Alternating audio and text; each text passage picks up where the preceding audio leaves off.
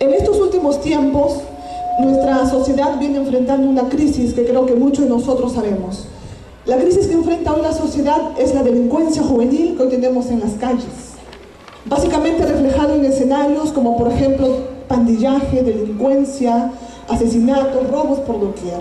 Cuando usted prende su televisor en las noches a ver sus noticias, usted se va a dar cuenta que cada día hay una matanza, hay un asesinato. Lo cierto, mi hermano, es que esto ha llevado a que nuestro país viva hoy en día la llamada inseguridad ciudadana. Hoy en día no se hace otra cosa más que hablar de la tremenda inseguridad ciudadana que hoy tenemos en nuestro país, reflejado en pandillas. Hay gente que vive atormentada, ya no quiere salir de su casa porque no sabe si regresará de repente en una bolsa como cadáver, porque la inseguridad ciudadana se ha convertido en el pan de cada día. De tal punto que el gobierno ha dicho que hoy en estos tiempos se ha afectado uno de los derechos principales del hombre, y es el derecho a vivir en paz. Porque hoy todo el mundo vive atormentado por la tremenda ola de violencia que tenemos en las calles. De extremo a extremo no se hace otra cosa más que hablar de la violencia que hoy tenemos en nuestro país. Pero mire, es asombroso saber que a pesar de los intentos del gobierno de turno para combatir la violencia que hoy tenemos en las calles, no ha podido hacer absolutamente nada. Porque hoy en día estamos de mal en peor. El gobierno ha maquinado toda una serie de resguardos ciudadanos, pero hoy estamos peor que antes. De tal manera que hoy en día el gobierno simplemente ha dicho lo siguiente: en vista que no podemos cambiar a la juventud que hoy tenemos en las calles, el gobierno ha declarado lo siguiente: no hay esperanza para el joven perdido. Hoy la ciencia ha dicho, no hay esperanza para el joven que está allá en las calles metido en las drogas, metido en la delincuencia. Pero hermano, qué hermoso es saber que en el diccionario de Dios no existe la palabra imposible. Que aunque para el mundo tenga su estatus y te diga no hay esperanza para el joven perdido, en Cristo siempre vamos a encontrar una solución. Yo tengo una amiga que trabaja en el penal acá en Chimbote. Ella me contó una experiencia que me impactó y una vez me dijo, un día estando evangelizando en el penal, se me acercó el psicólogo del penal y dice que le dijo lo siguiente: mire señora, dice que le dijo, yo le sugiero que se vaya a hacer algo más productivo, porque ¿sabe qué? Las chicas que están aquí en el penal ya no tienen esperanza. Ellas no van a cambiar. Nadie puede cambiar el corazón de estas muchachas. Y mi amiga le miró a los ojos al psicólogo y le dijo, mire señor, usted dice así porque usted viene a este penal a trabajar en nombre de la ciencia que se llama la psicología. Pero yo quiero que sepa algo, le dijo ella. Si yo estoy aquí, no es en nombre de la ciencia ni de la psicología y de ninguna filosofía. Yo estoy acá en el nombre del Señor Jesucristo, porque Él es el único que puede cambiar un corazón por más terrible que sea, y no es la ciencia ni la psicología. Así que yo estoy aquí en esta noche para decirte que yo no vengo en nombre de la psicología, que es una carrera que el Señor me ha dado. Yo vengo hoy aquí en nombre del poder de Cristo. Hay muchos jóvenes que hoy están desahuciados en la sociedad. Yo no sé si tú tendrás un familiar cercano, de repente tu hijo, tu nieto, tu abuelo, tu primo, no sé. De repente te han dicho no hay esperanza para él, no hay cambio para él. Pero en esta noche el Señor te dice, yo soy tu esperanza, yo soy el que puede cambiar. Amén, ¿cuántos dicen amén?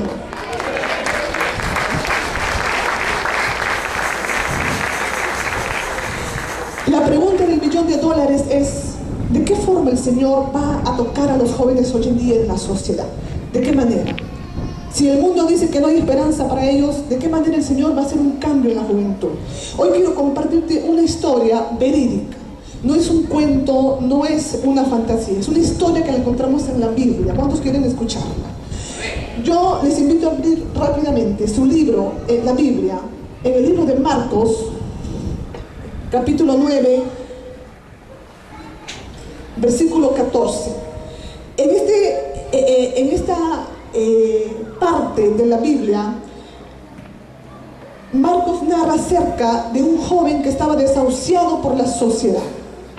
Un joven como hoy muchos hay allí en la calle, donde nos han dicho ya no hay esperanza. Este joven tenía un papá acongojado. ¿Sabe por qué? Porque nadie podía hacer nada para cambiar su hijo. Pero la Biblia dice que el día que este joven se encontró con Jesucristo, su vida cambió rotundamente. Y vamos a leer Marcos capítulo 9, versículo 14. Vamos a ver, yo quiero que me acompañen, por favor, para poder entender la historia. Marcos capítulo 9, versículo 14. Quiero que me preste toda su atención porque el Señor es el que va a hablar en esta noche. Dice así, Marcos 9, 14. Cuando Jesús llegó a donde estaban los discípulos, vio una gran multitud alrededor de ellos y escribas que disputaban con ellos. Y enseguida toda la gente, viéndolo, se asombró y corriendo a él, le saludaron, o sea, a Jesús. Entonces Jesús pregunta en medio de la multitud y dice: ¿qué disputáis con ellos? ¿Qué discuten con ellos? Y de en medio de la multitud responde una persona y dice así: Maestro, le dice, traje a ti mi hijo que tiene un espíritu mudo, el cual donde quiera que lo toma lo sacude y echa espumarajos y cruje los dientes y se va secando. Y le dije a tus discípulos que lo echasen fuera, pero ellos no pudieron. Mire usted, hermano, ni siquiera los discípulos podían hacer algo por este joven. Entonces respondió Jesús y dijo lo siguiente: oh generación incrédula, ¿hasta cuándo he de estar con vosotros? ¿Hasta cuándo os es de soportar? Traedme a tu hijo, dice Jesús. Y se lo trajeron a este joven a los pies de Jesús. Y cuando el espíritu vio a Jesús, sacudió con violencia al muchacho, quien cayendo en tierra se revolcaba echando espumarajos. Y Jesús le pregunta al papá de este joven desahuciado, endemoniado. Jesús le pregunta y le dice así: ¿cuánto tiempo hace que sucede esto a tu hijo? Y el padre, sin lugar a duda, responde: desde niño. Y acá quiero hacer un hincapié. El padre responde: desde niño. La pregunta que yo me hacía mientras leía este párrafo es la siguiente y se la voy a compartir a ustedes. Cuando Jesús le pregunta al papá y le dice: ¿desde cuándo tu hijo tiene este problema?, yo quiero suponer y pensar que Jesús quería llegar al origen del problema, que Jesús quería saber desde cuándo este joven estaba tan desahuciado por la sociedad. ¿Sabe por qué? Porque los males que hoy tenemos en la juventud, los males que hoy tenemos en los jóvenes, como lo que es el pandillaje, la delincuencia, la drogadicción, la mayoría de estos males, lamentablemente, escuche bien, lamentablemente empieza en la niñez. ¿Sabe por qué? Porque la niñez es la parte de la formación del ser humano. Se dice que todo niño es como un cemento fresco. Cuando usted coge un cemento fresco y pone el dedo, ese cemento se seca y queda la huella perdurablemente. Igual es un niño. Todo lo que se le hace a un niño quedará perdurablemente y lo va a revelar en la juventud o en la adolescencia. ¿Y qué ha pasado con la niñez de nuestro país por muchos años? Lamentablemente muchos niños hoy en día han nacido en hogares tan violentos, hogares tan disfuncionales, que desde que han abierto sus pequeños ojitos, lo único que han visto es cómo se pelea papá y mamá como gato y perro. Han visto violencia en sus hogares, han visto el odio en sus hogares. Entonces son niños que han crecido, hoy se han convertido en jóvenes, pero están cargados y llenos de odio y resentimiento porque poco o nada se les mostró del verdadero amor, sino que lo único que vieron fue violencia tras violencia en sus propios hogares. Y hoy en día se les hace tan fácil odiar, porque poco o nada recibieron del amor verdadero en sus propios hogares. Entonces hoy la sociedad, lamentablemente, estamos cosechando los frutos amargos y podridos de una generación frustrada, de una generación con resentimientos, de una generación con el corazón dolido, producto de hogares disfuncionales en donde quizás no recibieron maltrato infantil, pero quizás no recibieron el amor necesario de muchos niños por parte de sus padres. Y usted no sabe el impacto que esto puede generar. Hoy lamentablemente los hogares acaban con divorcios, hay muchos hogares disfuncionales y sabe, lo peor de todo es que estos niños terminan lesionados en el alma. Porque lo que más anhela un niño en la vida es tener a papá y a mamá juntos. Y hoy tenemos una generación de niños lesionados en el mundo, producto de hogares disfuncionales. De hogares en donde el padre y la madre no han cumplido su rol a cabalidad. Y hoy tenemos una generación frustrada. Decía un predicador, hoy estamos ante el día de la retribución de muchos padres, que poco o nada hicieron por los niños en sus casas.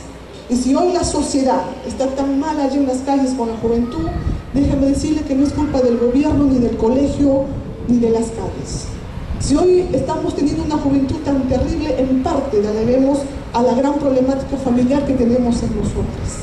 Ahora usted dirá, bueno, ¿qué se puede esperar de un hogar que no tiene a Cristo?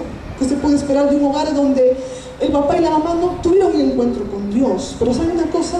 La realidad que me tocó ver a mí es totalmente diferente. ¿Sabe por qué? Porque no solamente los hogares del mundo están teniendo este tipo de problemas, sino también hay muchos hogares cristianos que están envueltos en este tipo de problemas de hogares disfuncionales, de hogares con violencia. La pregunta es ¿por qué?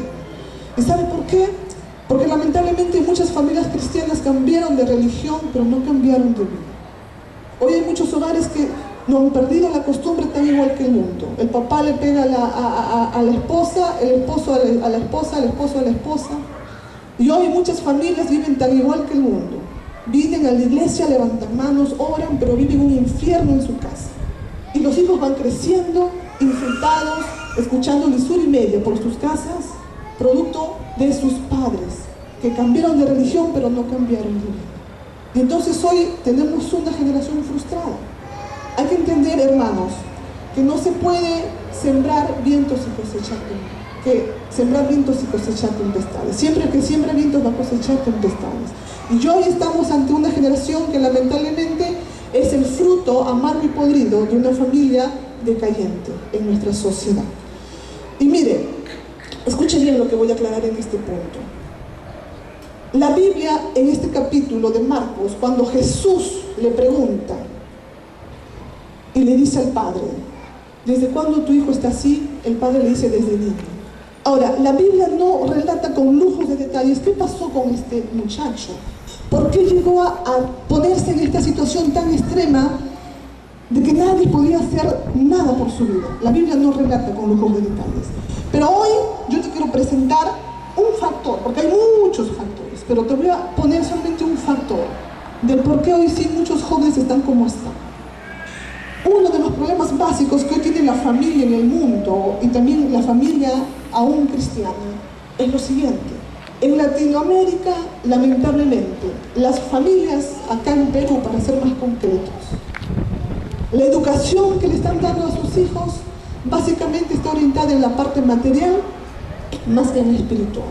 Hay muchos padres que dicen, por ejemplo, yo nunca les toco a mis hijos, nunca les pego, nunca los maltrato.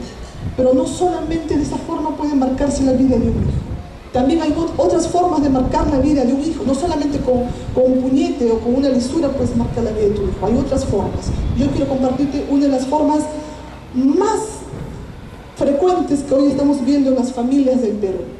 Hoy en día las familias en el Perú mayormente han puesto su educación en la mano de sus hijos por el lado material y se han olvidado de la parte espiritual. Por ejemplo, hace décadas atrás, escuchen bien, hace décadas atrás, el enfoque de la familia, de la sociedad, el enfoque de la sociedad peruana y latinoamericana era familiar. Es decir, la prioridad de la sociedad era la familia. Por eso para la familia hace décadas atrás era sagrado comer en familia todos juntos. Era casi pecado pensar que no se podía almorzar todos juntos en familia, padres e hijos. La hora del almuerzo era sagrada para muchas familias porque la prioridad era la familia. Ahora han pasado los años, han pasado muchas décadas. Y ahora, ¿cuál es el enfoque de la sociedad? Lamentablemente ahora el enfoque de la sociedad ya no es la familia, sino el enfoque de la sociedad es el trabajo. Hoy en día todos apuntamos hacia el trabajo. Todos queremos apuntar hacia ganar más sueldo, más dinero, pensando que de esa forma podemos construir un hogar. Entonces hoy en día pasamos más horas fuera de la casa. Hoy en día los padres pasan más horas fuera de la casa y los hijos están cada vez más solos, pensando que de esa forma podemos solventar y mantener una familia. Escuche bien, hermanos. Una familia no se mantiene mucho con posesiones materiales. Una familia se mantiene con relaciones entre padres e hijos, relaciones sanas. Usted con posesión económica puede construir una casa, quizás con piscina y gimnasio. Una casa de 4 o 5 pisos, con el aspecto material. Pero un hogar nunca, porque un hogar para que sea bien construido se necesita relaciones sanas entre padres e hijos. Usted está confundido si usted piensa que su hogar va a depender de su posición económica. Es una mentira del diablo que ha metido eso en las iglesias. No estoy diciendo yo, escuchen bien, no estoy poniendo en poco las bendiciones o el trabajo. Simplemente estoy diciendo que la prioridad hoy en día debe ser la familia y no tanto las labores. ¿Sabe por qué? Hace un tiempo atrás tuve la oportunidad de entrevistar a un joven que vino a consulta. Y les voy a dar un ejemplo para ver cómo es que la familia se ha ido distorsionando tanto en estos tiempos. Un día llega un joven, aproximadamente 18 años de edad, a consulta. La mamá lo traía con una depresión tremenda. El hombre no quería hacer nada por la vida, quería matarse si fuera posible. Cuando yo empecé a conversar con él frente a frente, él me dijo lo siguiente. Yo le dije, ¿qué es lo que te pasa? ¿Por qué estás tan deprimido? ¿Cuál es tu problema? Ya me contó una historia que me marcó. Escuchen bien. Él me dijo así. Me dijo, mira, mi depresión comenzó cuando yo era muy niño. Y yo le dije, mira, cuéntame, ¿qué pasó con tu vida? Y él me dijo lo siguiente. Cuando yo era niño, yo era hijo único, ¿no? Yo no tenía hermanos. Dicho sea de paso, yo, provengo de una familia muy adinerada, donde nunca me faltó nada de lo material. Siempre estuve en el mejor colegio, tuve las mejores vestimentas. Pero ¿sabe una cosa? Me dijo así. Yo lo único que más recuerdo en mi infancia es papá viajando constantemente por cuestiones de trabajo y casi nunca paraba en la casa. Mi mamá también trabajaba y yo simplemente me criaba con la nana del hogar. ¿Y sabe cuántas veces yo anhelaba que mi papá pudiera estar presente y casi nunca estaba? Y yo un día, me contó él, un día me dijo, un día papá vino de uno de sus viajes y me regaló una computadora. En ese tiempo era un lujo tener computadora, pero como ellos tenían buena posición económica, para ellos era fácil. Entonces me dijo, me trajo mi computadora y cuando me la regaló me dijo, mira hijito, acá está tu regalo, quiero que sepas que esto me ha costado un ojo en la cara, todo mi esfuerzo lo he puesto así, acá en esta computadora y quiero que tú la cuides mucho. Al día siguiente, que mi papá me regaló la computadora, él tuvo que viajar como siempre, me dijo el muchacho. Entonces él salió muy temprano a sus viajes que él hacía y de repente, al siguiente día, algo raro pasó. De repente sonó el teléfono y mi mamá me dijo, tu papá está llamándote por teléfono. Yo honestamente, me dijo este joven, corrí al teléfono porque era la primera vez que mi papá me llamaba en toda mi vida. Yo cuando iba camino al teléfono, yo pensaba honestamente que papá iba a decirme, por ejemplo, hola hijito, ¿cómo estás? O ¿cómo te ha ido este fin de semana? O ¿sabes qué? Quiero simplemente decirte que te quiero mucho o algo así. Y cuando yo cojo el teléfono, lo primero que me preguntó mi papá fue, ¿cómo está la computadora? ¿Cómo está? Y ni siquiera se atrevió a decirme cómo estaba yo, sino que toda su conversación era simplemente saber si la computadora estaba bien o mal. Y yo ese día sentí que papá amaba más una computadora que mi propia vida. Sentí que ese día mi papá amaba más un aparato que no tenía vida que mi propia vida. Y yo desde ahí comencé a sentirme aún más solo y hasta ahora no puedo superar. Y me dijo, mira, a mí nunca me ha faltado un plato de comida, siempre he tenido todo lo que yo he querido, pero nunca he tenido un papá. Y ese día comprendí una cosa, hermanos. La sociedad, hasta el día de hoy, ha creado toda una serie de cosas para ayudar a los niños de la calle, a los niños que no tienen papá ni mamá. Y les han dicho niños huérfanos, porque no tienen padres. Pero la pregunta que yo me hice ese día, mientras este joven me comentaba esta historia, es: ¿cuántos niños, aún con papá y mamá, son huérfanos en sus propias casas?